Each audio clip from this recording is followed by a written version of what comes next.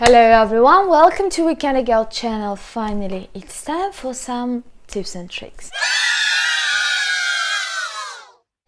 That's the second time I'm filming this video actually, because the first time my phone decided just to screw up with me and so it all went to hell. Basically, what I'm going to discuss with you today is where exactly go to Portugal, because now that you know how to navigate around the country and what delish to taste and indulge in, you should know where to go to have it all.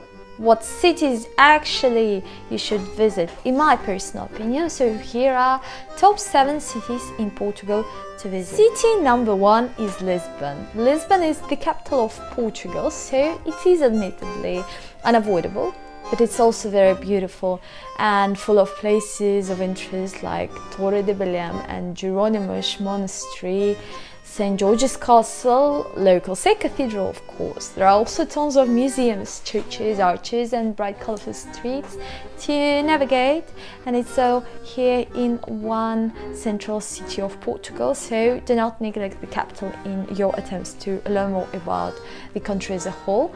Stay there, let's say for a couple of days. Take the tram number 28 and just keep on exploring the city, and don't forget about some pastéis de Belém and ginger while you're at it, okay? City number 2 is Porto, and if you are British or if you come from the Commonwealth country, you might be surprised that Porto feels a bit like home away from home, at least in my personal opinion. The city has these subtle English hints that make the city stand out amongst the rest or the cities and towns. Personally, I think that's the double-deckers, but I might be mistaken. What to do in Porto except for visiting their houses and tasting various kinds of port wine? Well, take a boat trip, visit Lelo Bookshop, make photos at Chao Bento railway station because azulejos there are just remarkable, or take a stroll in the Ribeiro district and then return to the Museum of Port Wine, okay? Don't forget. City number 3 is Sintra. Sintra is a small town actually, not far from Lisbon. It's very colorful and vivid and cheerful and touristy as well. And why would I recommend visiting it? Because of the Pena Castle, of course. Not only is it one of the so-called Portuguese marvels, but it's also one of the most Instagrammable places ever. I suspect not only in the whole country, but like in the whole Europe at least. There are of course the mysterious Quinta da Galera and the luckily preserved and reconstructed Moros Castle, as well as Montserrat Palace, Sintra National Palace, and on and on and on. Loads of amazing gardens and ponds and buildings and arches, and a good bunch of museums on top of it all. And a very nice vegan restaurant, like raw vegan restaurant. I just forgot its name. Next place, city number 4 is Evora. Evora is a definite must to visit in my opinion, because the city is like a living and breathing history. It's full of ancient temples, old walls, occasional peacocks and remnants from various periods of time, from Romans, ancient Romans, you know, till nowadays. And it's enticing and totally mesmerizing in this historical chaos. What to see?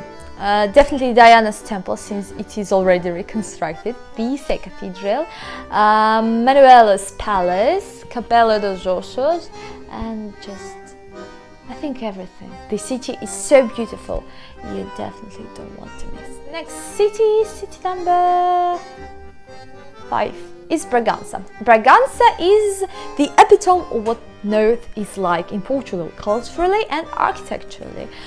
Personally, I'd recommend visiting local churches. There are lots of them there, and they differ slightly from the southern ones. And of course, go to the citadel of Bragança, or the castle of Bragança.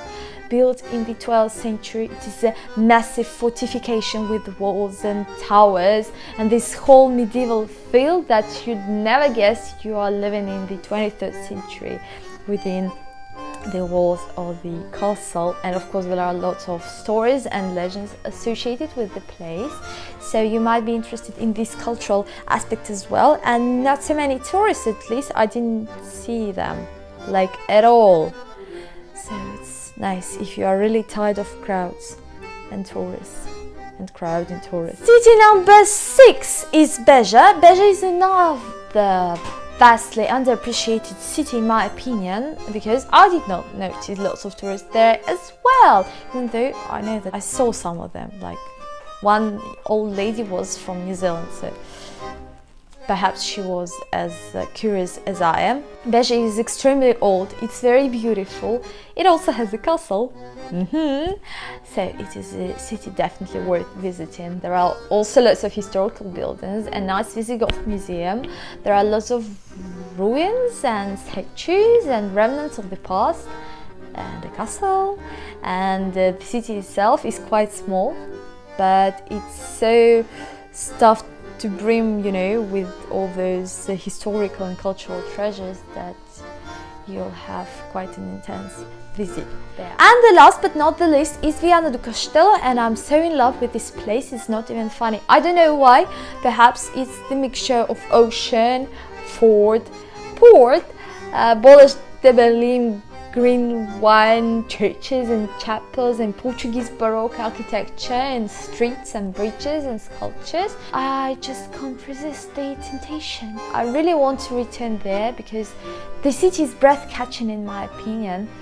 I'm sure anyone visiting it will find something to their heart's pleasure and content, be it monuments, views, photos for your social media or alcohol, because it is the north of Portugal and it is a wine region, so Vinho Verde, green wine, is waiting for you there. And it's not that far from the border with Spain, so if you want to visit Spain as well, you can just... That's it for today basically. Thank you guys for watching. Please give this video a thumbs up if you liked it, subscribe to my channel, press the bell button to get all of the notifications, and if you are interested in my travels around Portugal, here is this sign, like card, and it will redirect you to my playlist dedicated to Portugal, or you can just surf through the channel and look this playlist for yourselves. So yes, please look it up, join me on my social media while you are at it. It's very easy to find me, it's Weekender Girl in one word. I am on Instagram and Twitter, so write me there as well. I'm always answering there as well as in the comment section below. And I'll see you very, very soon. Thank you guys for watching. Love you. See ya. Saranghe.